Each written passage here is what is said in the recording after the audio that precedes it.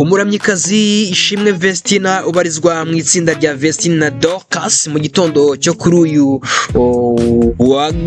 wa mbere nibwo yatangazaga ko ababaye cyane mu butumwa yanyujije ku rukuta rwe rwa Instagram, hanyuma mu gihe gito akaza kuba busiba. Hanyuma ubutumwa abutangaje mu gihe aba bombi bakoze ubukwe ku itariki ya 5 Ugushyingo mu mwaka wa 2025, hanyuma hakaba hashize iminsi igera ku 136 babanye. Aba bahanzi kazi witwa Ishimwe Vestina Dorcas babana n'umundi nk'itsinda bakorana bari muri Canada, aho bari baherutse cyangwa se bari gukorera ibitaramo byabo bise Yebo Live Concert, byabereye ahantu hagiye hatandukanye hari muri Canada, aho bakoreye Regina, bakorera Vancouver ndetse bashoreje Edmonton ku itariki ya 17.